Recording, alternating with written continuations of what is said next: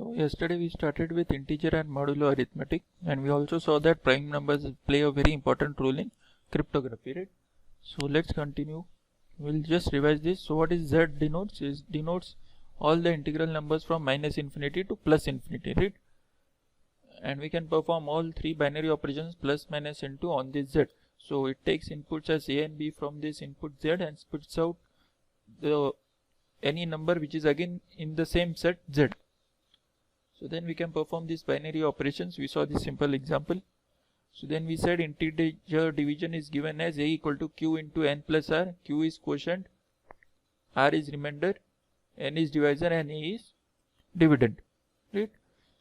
So and if A is not 0 and we let R equal to 0, then we get A equal to Q into N. So it is, if remainder is 0, it is written as N gives A, or A is divisible by N.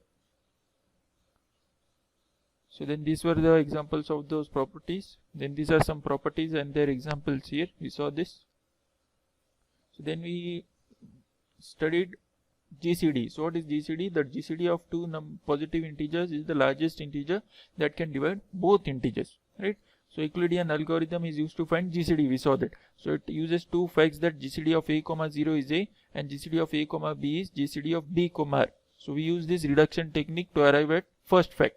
So where R is the remainder of dividing A by B, means A mod B you do, what you will get the answer as R. So this is the algorithm we use. So two numbers A and B are given. So take R1 equal to A, R2 equal to B. So perform A mod B. So A mod B gives what? Remainder as the answer. So let's say that remainder is R. So we'll get R. Then take this R2 equal to B here and take this R as new R2. Then again perform this step until you get the remainder as 0. So we'll get R1, 0, right? Then use the first fact. So GCD of A, 0 is A. So GCD of R1, 0 is R1. So therefore GCD of A, B is what? R1, right? And when GCD of A, B is 1, we say that A and B are relatively prime, right?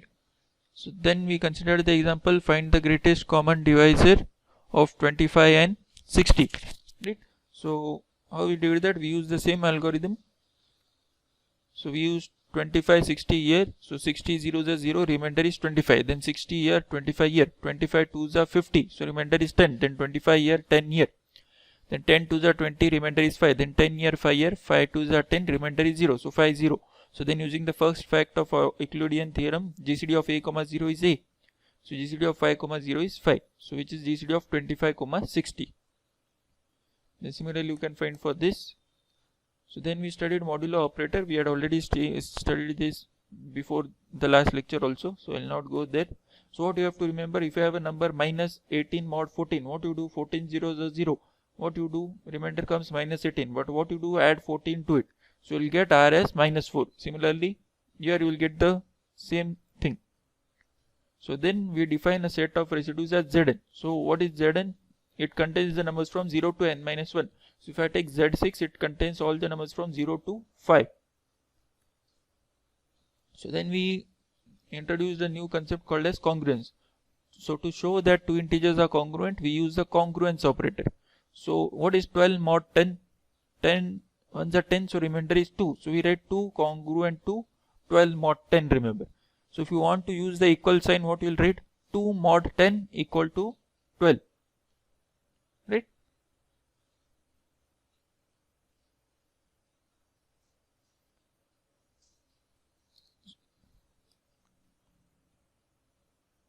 So then we studied this example.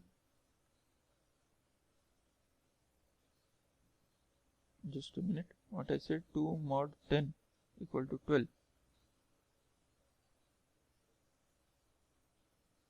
No, you can't write that way. You have to write this way only. 2 is congruent to 12 mod 10. Okay. So let's go further. Then we solve these simple examples. Then these properties we saw. So A plus B mod n is what? A mod n plus B mod n mod n. This is a property, so you have to remember it. Then A into B mod n is A mod n, B mod n, and that this answers mod n. Okay.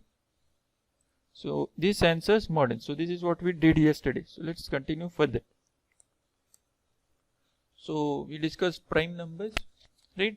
So positive integers can be divided into three groups. A number 1 which has exactly one divisor, then primes which have exactly two divisors, and composite which have more than two divisors.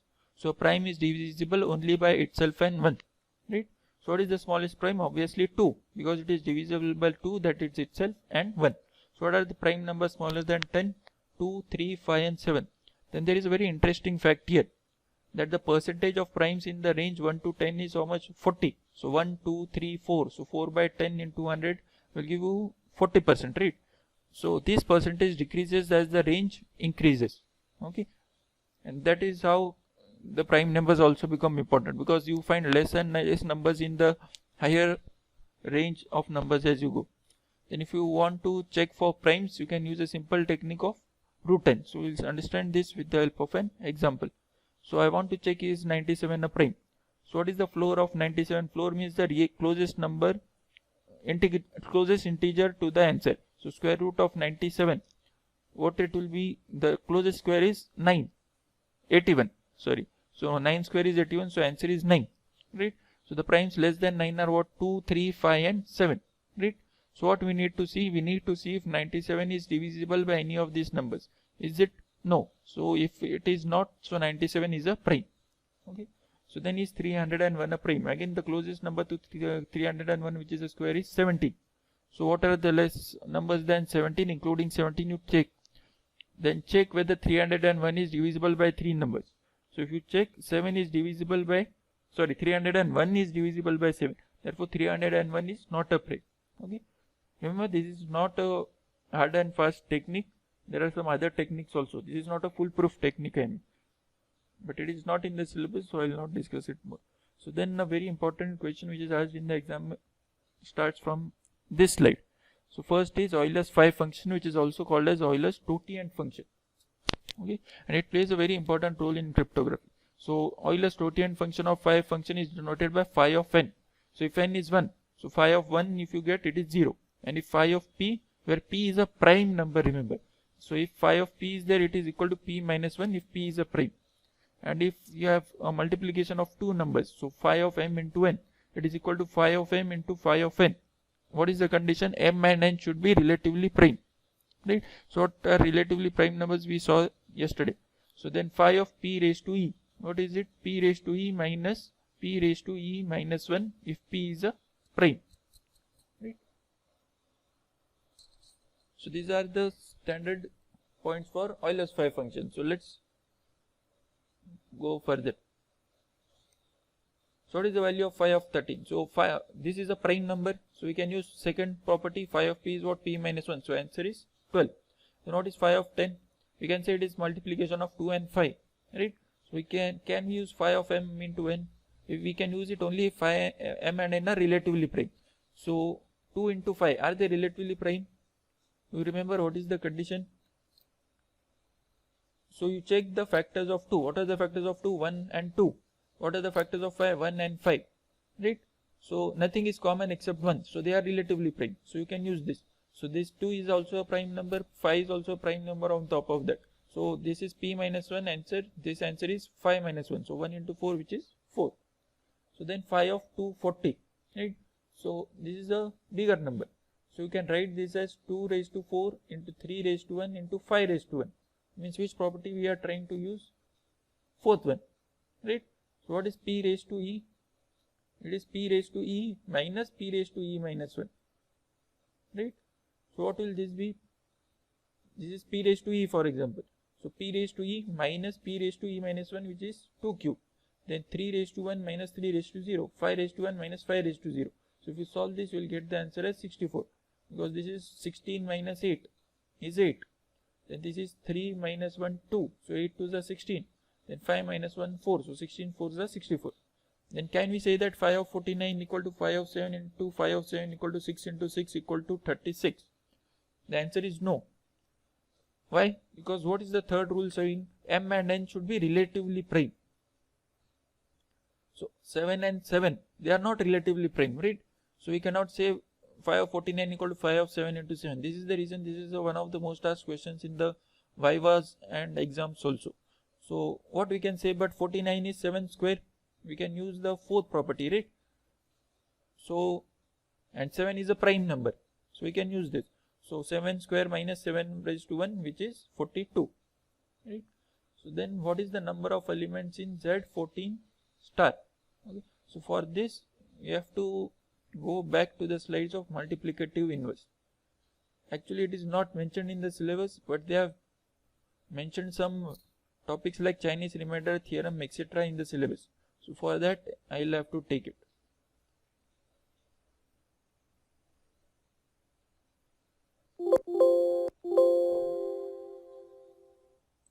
I think it is in the other PPT. Yeah.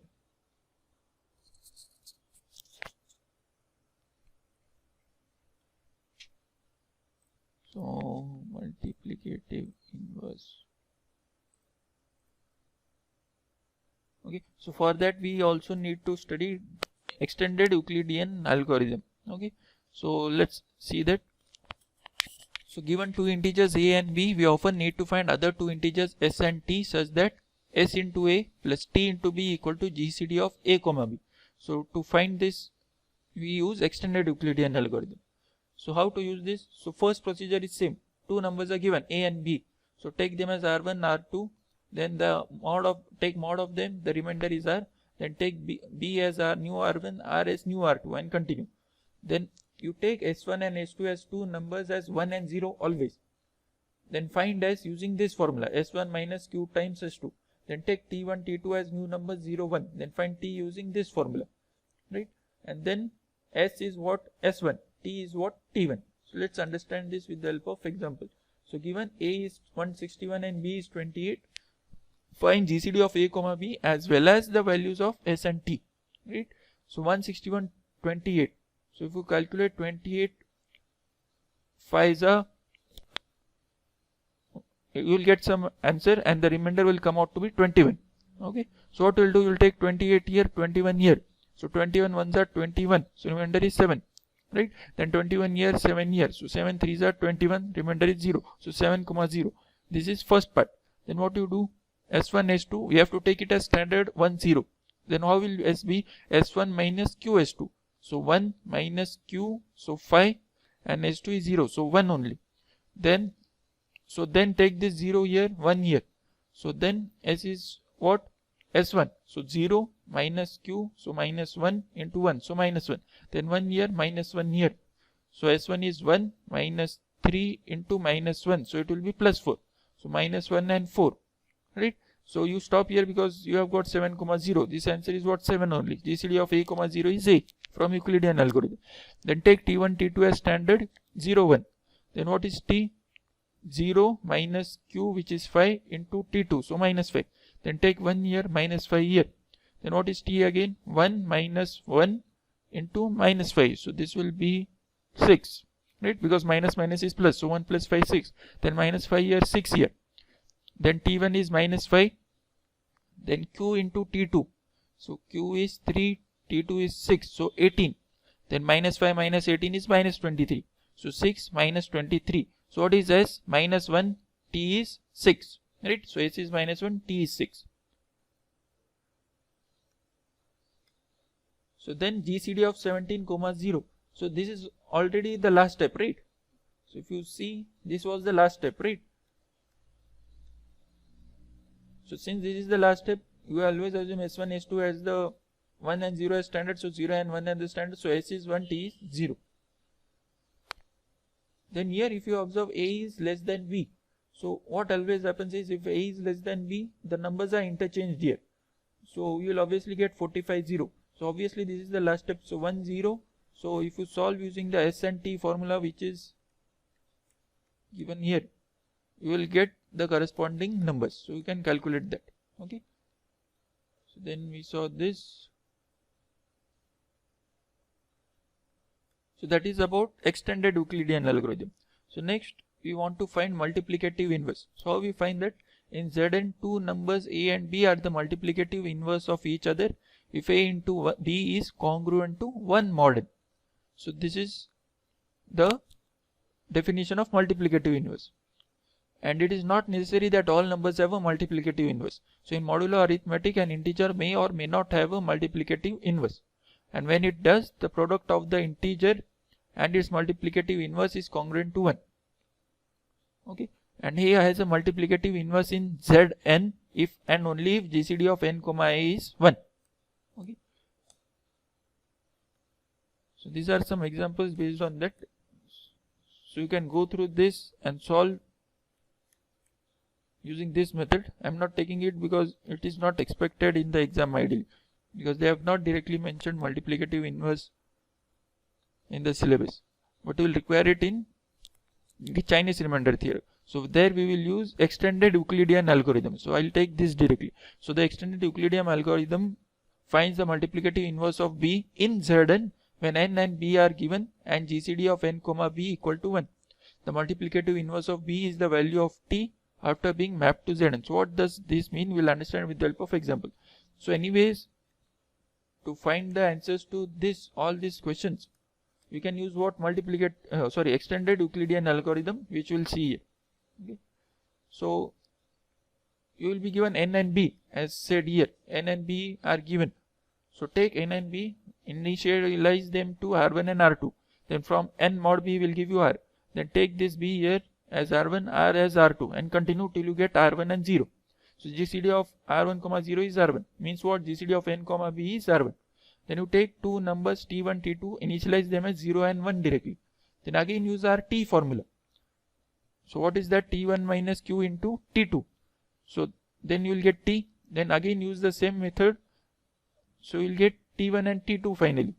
Okay. So when you get r1 0, you stop here at t1 t2. Then if r1 is 1, means multiplicative inverse exists, and it is given by b inverse equal to t1. If r1 is not 1, multiplicative inverse does not exist. Okay. So let's try to understand this. So find the multiplicative inverse of 11 in Z26. Means n is what? 26. So n is 26 and 11 is coming here. So 11 2s are 22, remainder is 4. Okay. So 11 comes here, 4 comes here, 4 2s are 8, remainder is 3. Then 4 comes here, 3 comes here, 3 1s are 3, remainder is 1. Then 3 comes here, 1 comes here, 1 3s are 3, remainder is 0. So 1 0. So 1 0 you have got, means you are at the end of the algorithm. Then what you do? Take t1, t2, initialize them as 0 and 1. Then use this formula. T is what? T1 minus q t2. So t1 is 0. So minus 2 into 1. So minus 2. Then take 1 here, minus 2 here. Right? So t1 is 1 minus q into t2. So minus 2 into minus 2 plus 4 plus t1 which is 1. So 5. Then minus 2 and 5. So like this you will get this as 26. So then minus 7 here, minus 26 here.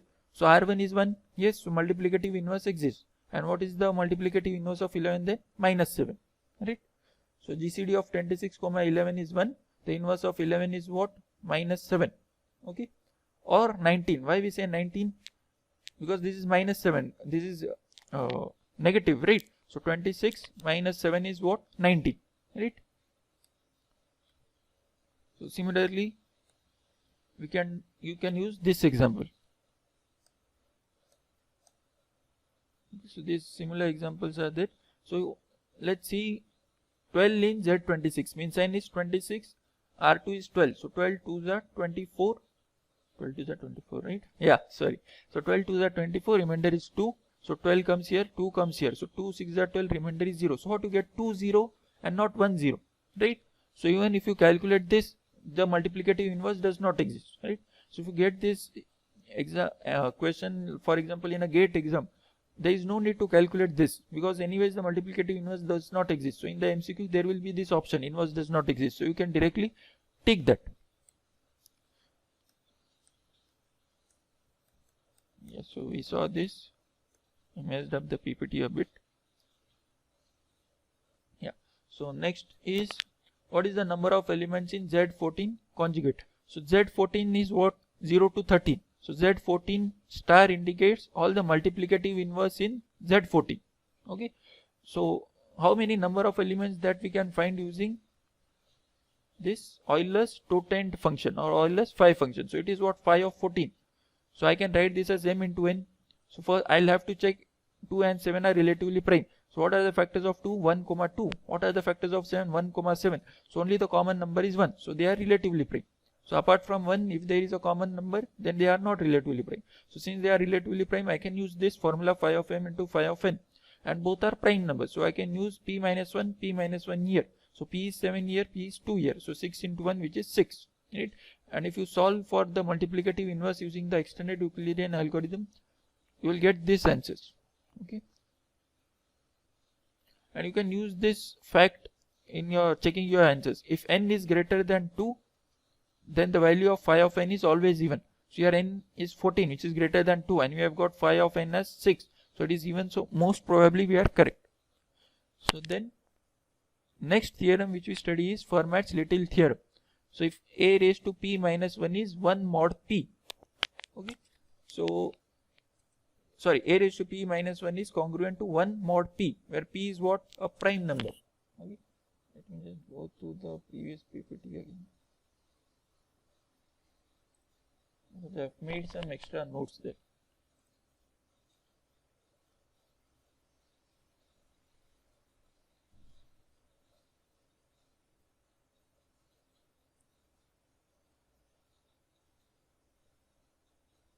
Yeah. So a raised to p minus 1 is congruent to 1 mod p, and second version is a raised to p is congruent to a mod p. Okay. So these are standard things, so you have to remember this.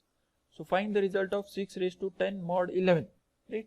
So 6 raised to 10 mod 11, right? So you can write this as a raised to p minus 1 mod p is 1. Okay, what I said, a raised to p minus 1 mod p equal to 1. So, and similarly you can write this as a raised to p mod p equal to a. Okay, but if you are writing congruent, then you have to write in this way. So what is it? 6 raised to 10 mod 11. So first thing, what we are getting? Mod 11. So first check whether 11 is a prime number, right? So is it a prime number? Yes, right? So mod p. So can I use p minus 1 here, such that it becomes a raised to p minus 1 mod p? So mod 10, right?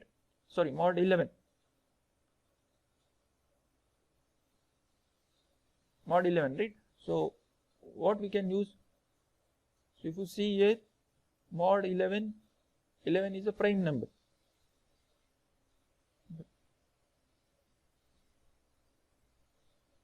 right? So what is the value of p? P is 11, right? So it is what? 11 minus 1. So 6 raised to 10 mod 11 I can write as 6 raised to 11 minus 1 mod 11, right? So it is same as a raised to p minus 1 mod 11. So answer is what? 1, right? Similarly 3 raised to 12 mod 11, right? But what is the problem here? 12 and 11 are not same. You require 12, if p is here, you require p here, right? So they are not same, right? But with substitution, this can be solved using Fermat's little theorem. What we can do? We can write 3 raised to 12 as what? We know it is mod 11. So somehow we need to get here 3 raised to 11. That is the hint. So we write this as 3 raised to 11 into 3 mod 11. Then what we know? A into b mod n is what? A mod n, b mod n, mod n. Mod n is missing here. So 3 raised to 11 mod 11, 3 mod 11, mod 11. So 3 raised to 11 mod 11 is of the form a raised to p mod p. So this will be what? 3 only. So 3 is the answer of this. And 3 mod 11 directly we know 11 zeros are 0, the remainder is 3. So that comes here. So 3 into 3 mod 11. Mod 11 is missing again here. So 9 mod 11 is 9. So this is the way you have to solve. So similarly, we have Euler's theorem. So a raised to phi of n is congruent to 1 mod n. So I can write this as a raised to phi of n is mod n equal to 1. And second version is a raised to k into phi of n plus 1 mod n equal to a. And the second version is used in the RSA crypto system, which we will study in the due course of lectures. So find the result of 6 raised to 24 mod 35. Okay, so 6 raised to 24 mod 35. So n is 35, right? So try to find phi of 35. What is phi of 35? I can write this as 7 and 5, and I know 7 and 5 are relatively prime. So I can write 7 9 into 5, and 7 and 5 are primes. So phi of 7 is 6, phi of 5 is 4. So 6 4s are 24. So I am getting this 24 only, means this is of the form a raised to phi of n mod n, right? So what is the answer? I can write directly 1, right?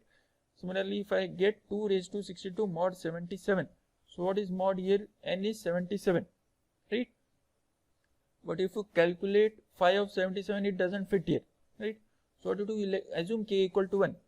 So if I say k equal to 1, this becomes what? A raised to 1 into 5 of n plus 1. So if I expand this mod n, so what it will be? 20 mod 77 into 20 raised to 5 of n plus 1 mod 77 mod 77. So what is this answer? This is not 77, 0 is 0, so remainder is 20. This is a raised to k into 5 of n plus 1 mod 77, right? So what is it? A only, where k is 1 here. So this is what? 20 mod 77. So 400 mod 77, if you calculate, we'll get it as 15. Okay.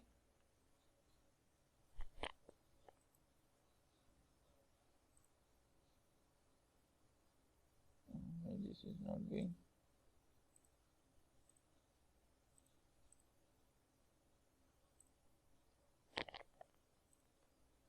Okay, anyways, so we are done with this. So next is Chinese remainder theorem. So mainly for this I have taken that multiplicative inverse. Okay, so the Chinese remainder theorem, abbreviated as CRT, is used to solve a set of congruent equations with one variable but different moduli which are relatively prime. So these are the different moduli and they should be relatively prime, then only this theorem is applicable. So these numbers are different but all are congruent to x. So that is the theorem. So let's see how to do this. So the following example is a set of equations with different moduli. 3, 5, 7, they are relatively prime. These numbers are different, a1, a2, a3, and this they are equal to all congruent to same number x. Okay. So the answer is 23. We'll obviously solve it, but what I want to show is that what is 2 mod 3? It will be congruent to 23. Similarly, 3 mod 5 is congruent to 23, because what I said, if 23 congruent to 3 mod 5, I can write it as what? 23 mod 5. So what is the remainder of 23 mod 5? 5 4s are 20, remainder is 3. Similarly, 23 mod 3, 3 7s are 21, remainder is 2, right? So that's why you can do here also.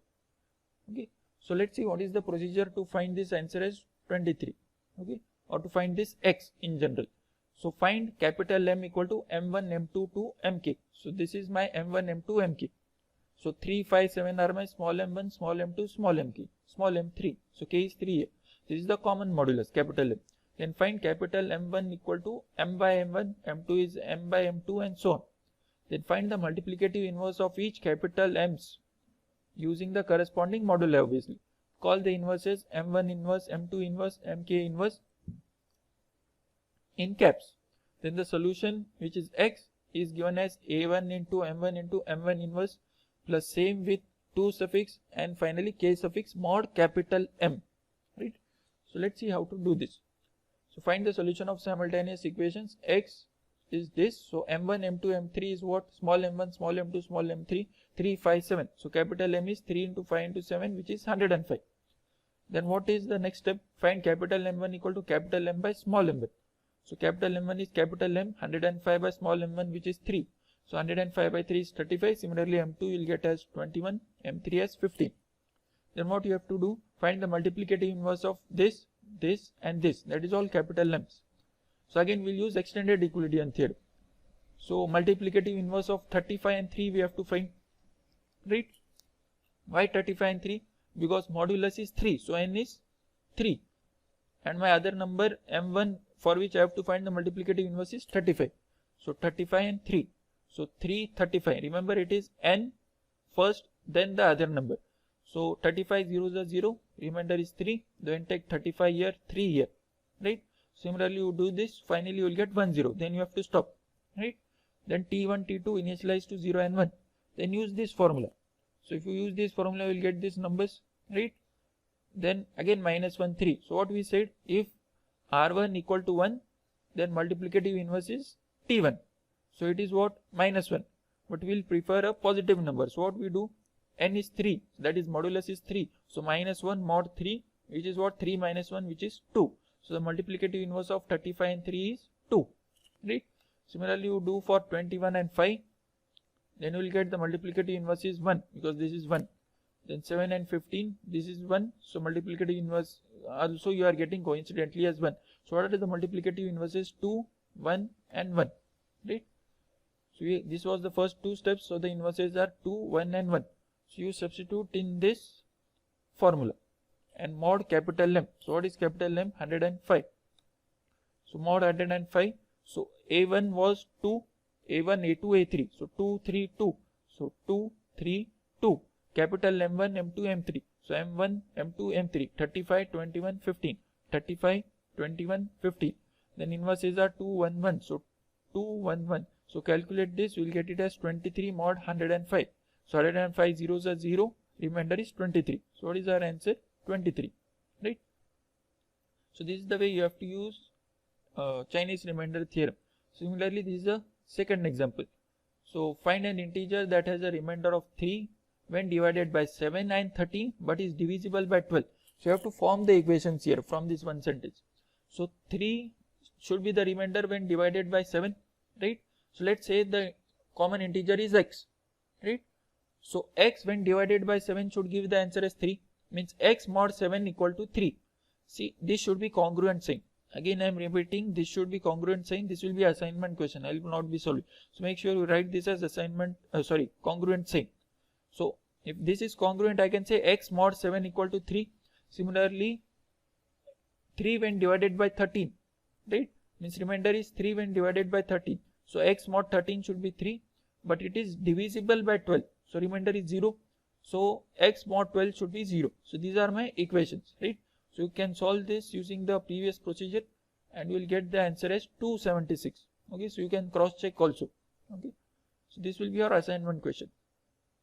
Okay, so then this is not required, this won't come. So these are the mainly the books which are referred for this PPT. Okay, so we'll stop here.